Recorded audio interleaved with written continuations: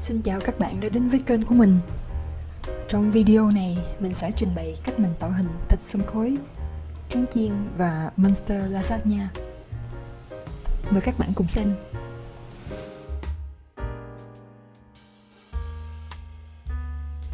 Mình sẽ bắt đầu bằng việc tạo hình quả trứng trước. Bước này thì dễ thôi, mình vò viên đất sét thành hình bầu dục. Sau đó mình ấn nhẹ phần đầu cho nó nhỏ hơn phần thân là ra dáng quả trứng. Ở đoạn này mình sử dụng mu bàn tay á, vì phần thịt ở đây cứng hơn, giúp đất sét không bị biến dạng nhiều, thay vì lăn trên cái lòng bàn tay.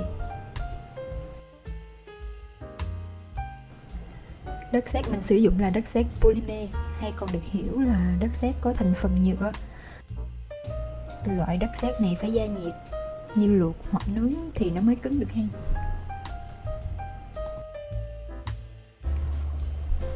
Bây giờ thì mình sẽ tạo hình miếng thịt xông khói. Mình sẽ dùng 3 màu chính là màu nâu đỏ, cam đậm và trắng. Tại sao mình chọn những cái màu này? Vì thịt xông khói là thịt đã được ướp muối và làm khô, chứ không phải là thịt tươi. Và khi miếng thịt nó bị mất nước thì màu thịt sẽ sẫm hơn so với ban đầu. Cụ thể là màu trắng tượng trưng cho lớp mỡ, màu cam đậm là phần thịt nhưng mà vẫn còn một chút độ tươi, còn màu nâu đỏ ở đây sẽ mô tả phần thịt đã khô nhưng mà nó chưa có khô hẳn, bởi vì nếu mà nó khô hoàn toàn á, thì nó sẽ thành một cái màu nâu sậm, cái nâu nó đậm hơn. Ở đây mình dùng cái tuôn bi đầu tròn để mà tán các lớp đất sét lẫn vào nhau và nhằm tạo hiệu ứng chuyển sắc. Nếu mà bạn tìm hình thịt xông khói trên mạng á, thì sẽ thấy một cái dải nâu đậm ở giữa. Xung quanh á, là nó có lẫn các màu cam và trắng của thớ thịt và lớp mỡ. Lưu ý là ở bước này á, mình vẫn còn đang tạo hình tổng thể. Chỉ khi nào mà mình ưng ý với cái bố cục của cái thớ thịt á, thì mình mới bắt đầu thêm những cái chi tiết. Như là ở phần mỡ này chưa có rõ, nên mình sẽ thêm ít màu trắng vô.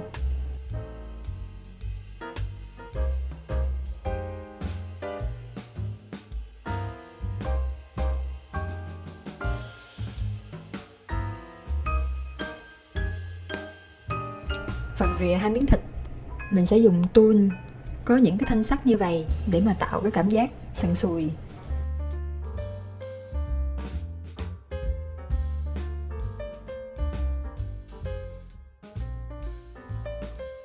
Cuối cùng là mình uốn cong cái dáng miếng thịt này rồi bày trí ra dĩa. Đây là hai cái miếng thịt mình đã làm sẵn theo cái hướng dẫn trước. Điểm khác biệt là lần này mình đã xếp sẵn các lớp màu theo cái thớ thịt mình ưng ý, rồi sau đó mình mới dùng tool để mà mình tán màu. Còn hồi nãy là mình làm đến đâu thì mình mới thêm màu và tán dần đến đó.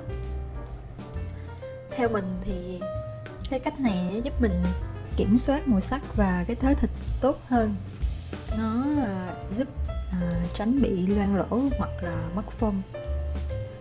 Bây giờ mình sẽ tua nhanh cái quá trình để các bạn có thể thấy tổng thể cách tạo hình một miếng thịt hoàn chỉnh.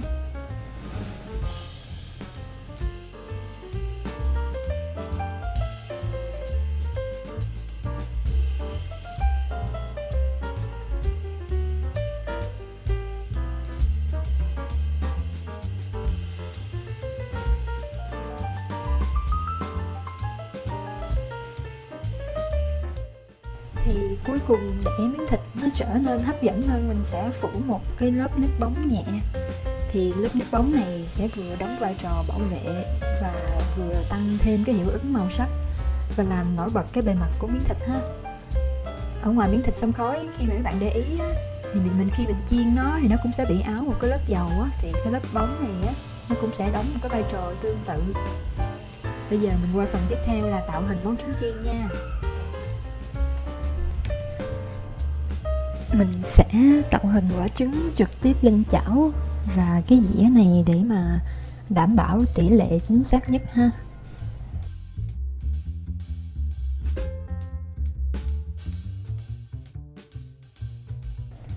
trong cái trò chơi Don't Starve thì món trứng chiên của nó có màu xanh dương như vậy. Mình làm đúng theo cái bản gốc để mà giữ nguyên cái tinh thần của game, nhưng mà đồng thời cũng làm thêm một cái phiên bản màu vàng như trứng chiên thông thường để mà các bạn có cái nhìn so sánh trực quan hơn.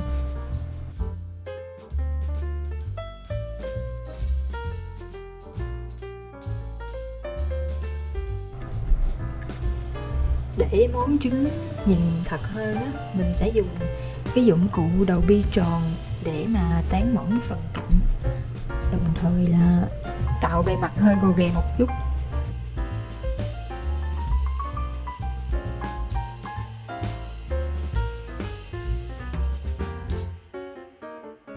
Sau đó mình sẽ tiếp tục chỉnh phần viền trứng, tạo hiệu ứng nổi bọt để mà nhìn giống thật hơn.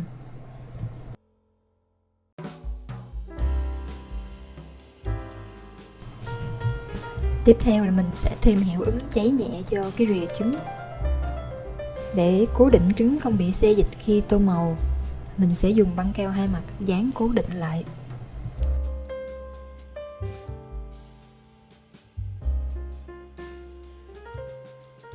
Mình sẽ sử dụng hai tông màu cam và nâu đỏ để tạo hiệu ứng cháy. Theo mình thì hai cái màu này nó vẫn chưa có hoàn toàn chính xác, mà vì cái bảng màu của hộp phấn này khi mình mua nó có giới hạn, cho nên tạm thời mình sẽ dùng trước. Nhưng mà trong tương lai khi nào mà mình cái tài chính nó dư dả hơn thì mình sẽ đầu tư thêm một chút màu riêng lẻ để pha cho nó chính xác. Bây giờ mình sẽ phủ một lớp nước bóng để mà cố định cái màu và tạo hiệu ứng. Mấy bạn lưu ý là khi phủ nước bóng á, mình không có quét cọ mà mình chỉ chấm nhẹ nhẹ vậy thôi, vì bột màu này nó bám không có tốt, nó dễ bị lem. Và đây là kết quả cuối cùng.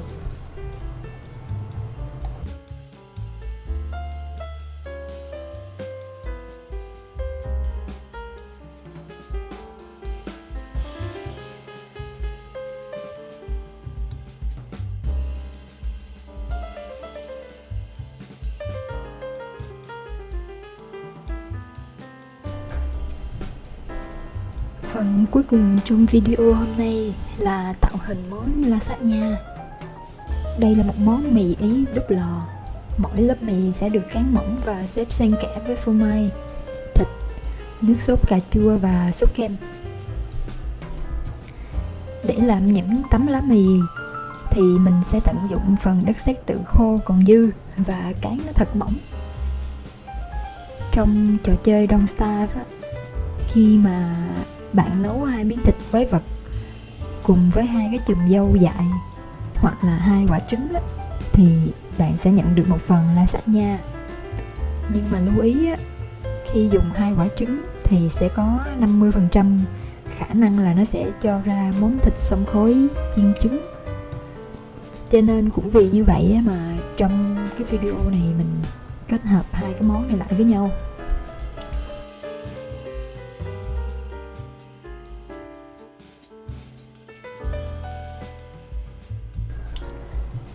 Phần màu trắng ở giữa là cái resin putty dạng hai thành phần đặc. Khi mình trộn theo tỷ lệ 1:1 thì khoảng 1 tiếng sau nó sẽ khô lại và trở nên rất là cứng. Mình dùng cái chất này để mà giữ cái cấu trúc cho lasagna, nó giúp nó chắc chắn hơn, đồng thời là nó giúp mình tiết kiệm được cái phần màu sắc trang trí. Ở trong game thì thịt quái vật nó có màu tím đặc trưng. Ở đây mình sẽ sử dụng hai cái tông tím khác nhau để mà tránh cái màu sắc nó bị đơn điệu. Và để tả cái phần thịt thì mình sẽ sử dụng cái đất sét polymer. Sau khi gia nhiệt, cái đất sét này nó sẽ cứng lại và mình sẽ nghiền cho nó nhỏ ra. Sau đó mình sẽ trộn với keo để mà tạo cái độ liên kết.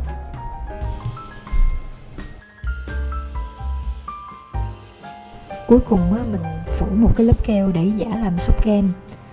Và cái sốt này nó sẽ giúp cố định cái lớp mì ở phía trên luôn.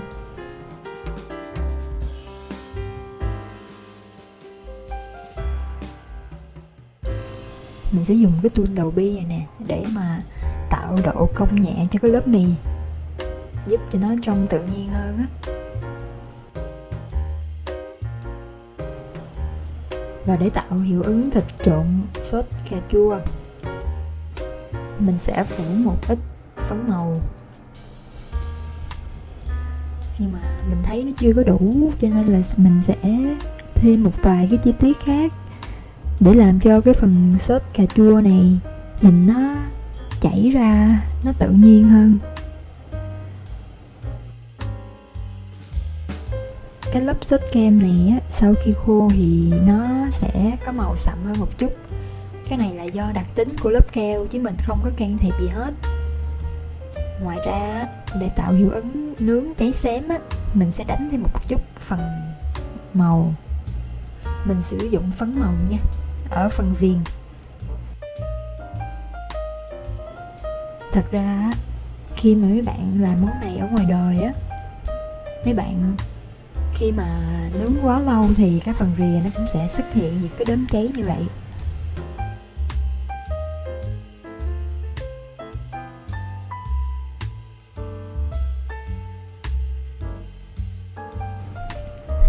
Cuối cùng thì mình sẽ trang trí bằng một ít lá.